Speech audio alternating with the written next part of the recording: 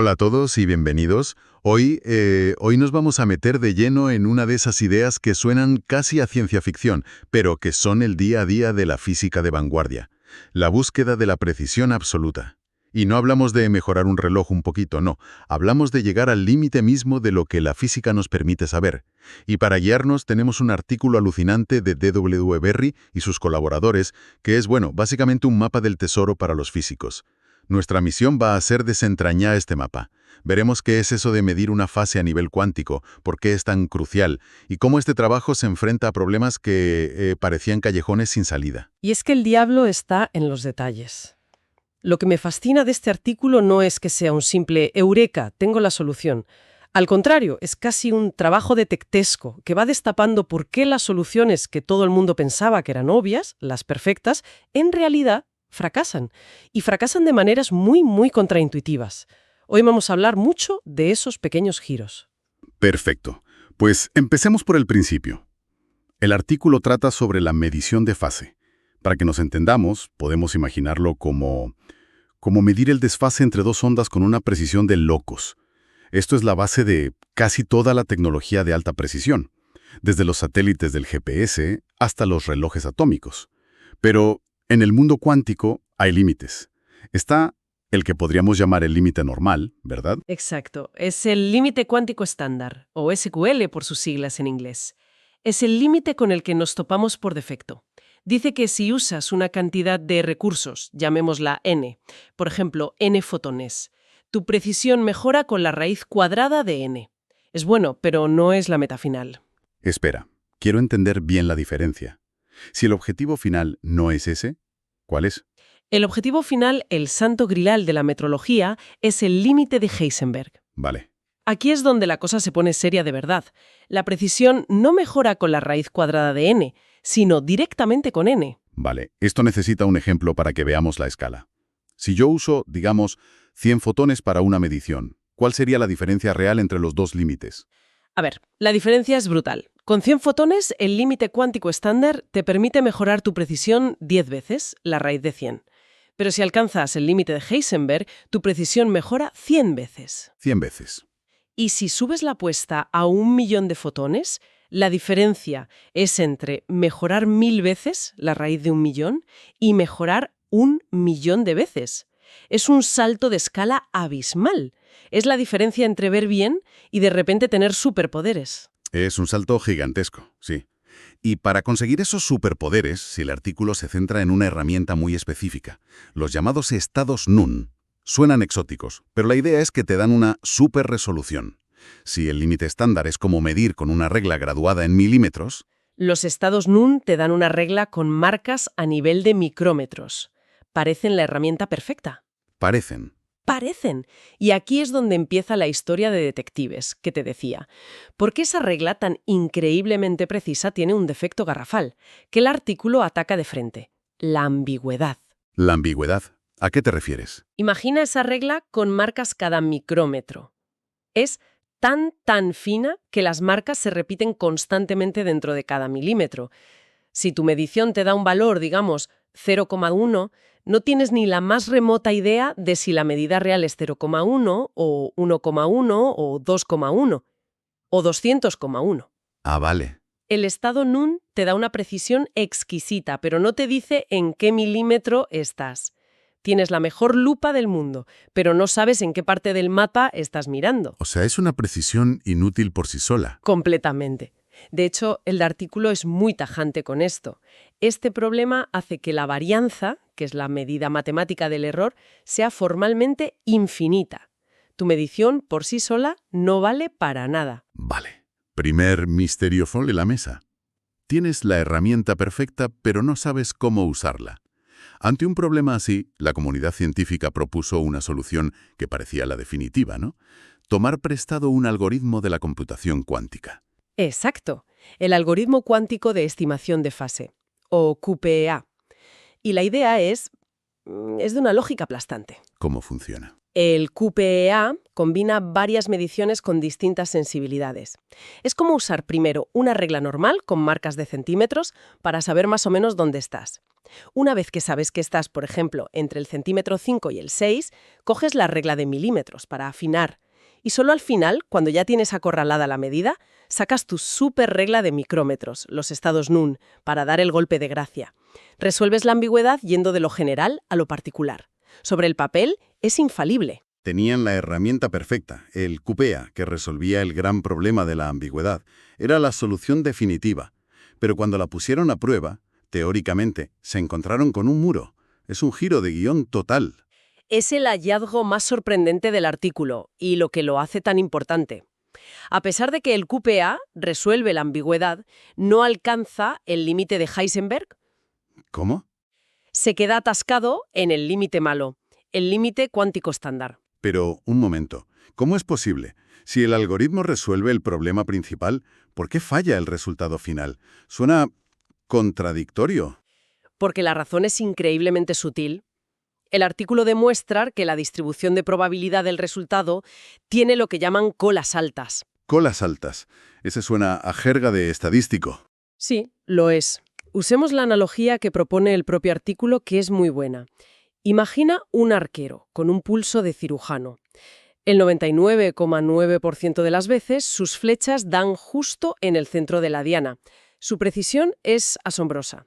Pero, de vez en cuando, de forma completamente aleatoria e inexplicable, una de sus flechas se desvía y se clava en la pared del fondo. Es un error muy raro, pero es un error catastrófico.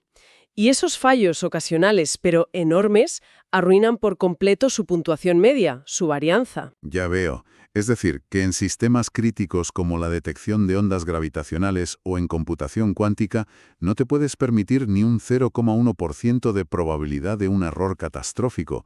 No importa que el 99,9% de las veces sea perfecto, ese único fallo puede invalidar todo un descubrimiento o un cálculo complejo. El artículo no solo busca precisión, busca fiabilidad a nivel fundamental. Has dado en el clavo. Esa es la conclusión clave. El fallo no está en la medición del método. El QPEA es casi perfecto en su lógica. El fallo está en las propiedades intrínsecas del estado cuántico que se está midiendo. ¿Del propio estado? Sí.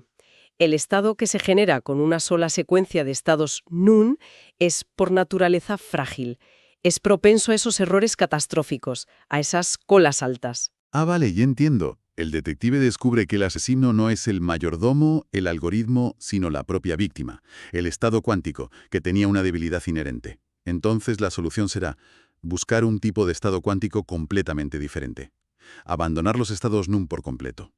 No exactamente. Y eso es lo ingenioso del asunto. En lugar de abandonarlos, el artículo propone una forma de domesticarlos. ¿Domesticarlos? La verdadera innovación que proponen es, en lugar de usar una secuencia de estados NUN, usar múltiples copias de esa secuencia. Llamemos M al número de copias. Es una idea que parece sencilla, pero que lo cambia todo.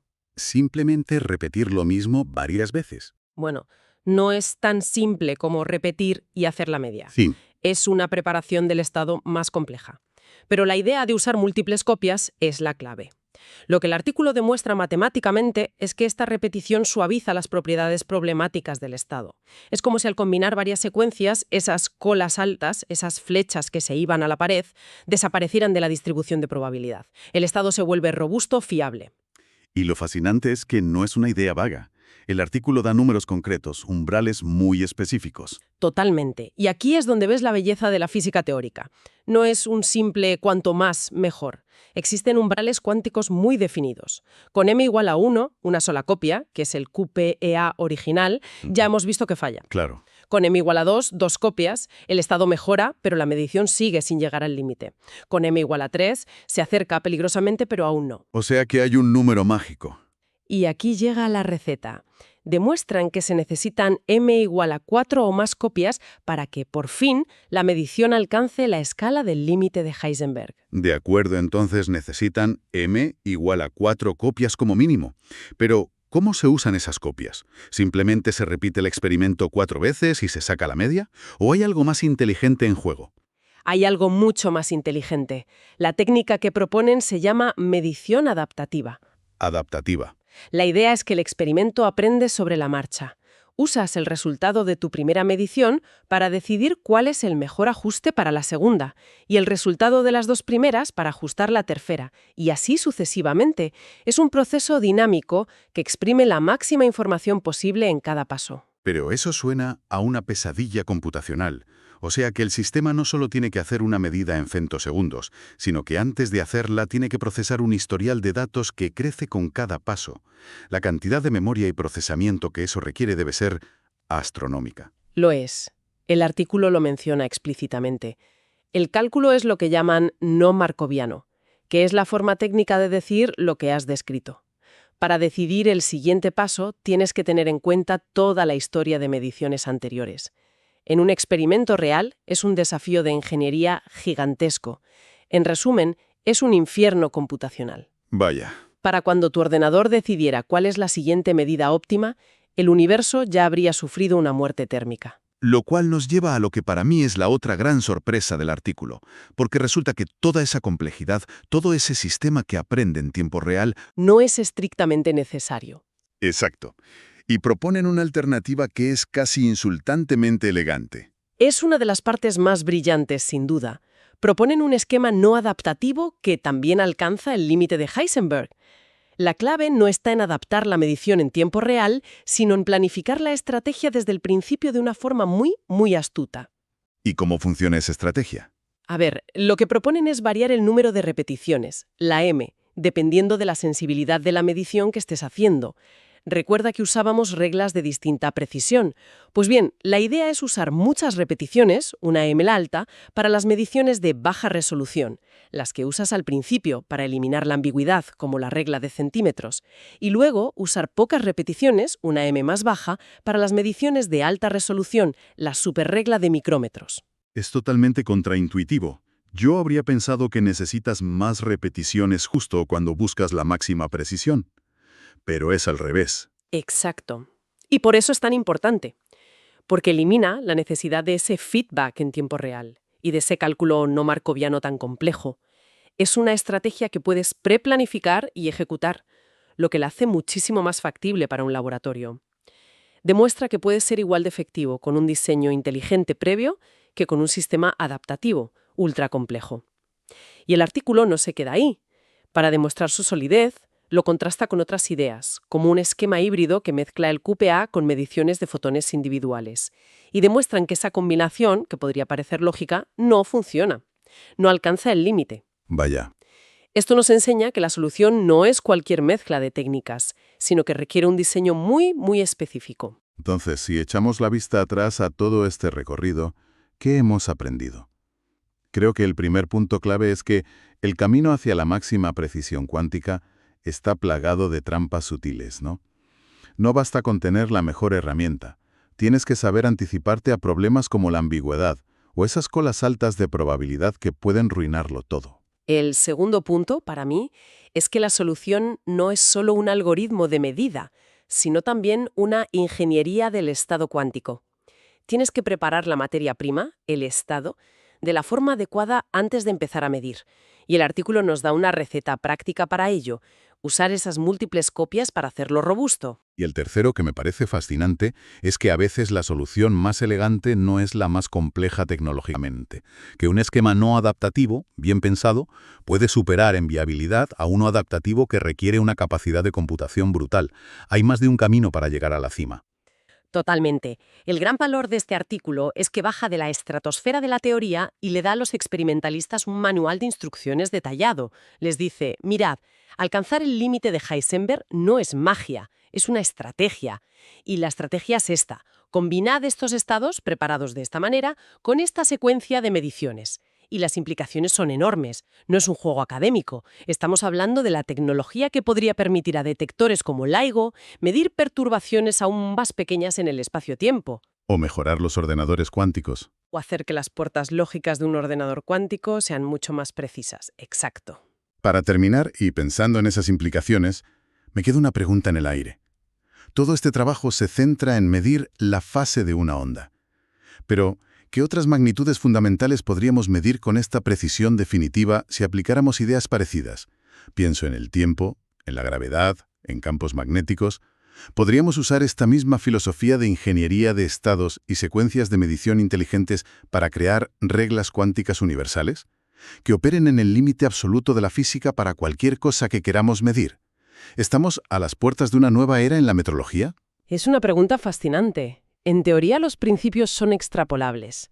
Cada magnitud presentará sus propios desafíos, sus propias colas altas, pero la estrategia de fondo, la de domesticar la cuántica en lugar de solo usarla, podría ser la clave para todo. Que con esa idea tan provocadora de estar quizás al borde de poder medirlo todo con la perfección que permite la naturaleza, cerramos nuestro análisis de hoy. Ha sido un viaje increíble a los límites del conocimiento. Gracias por acompañarnos.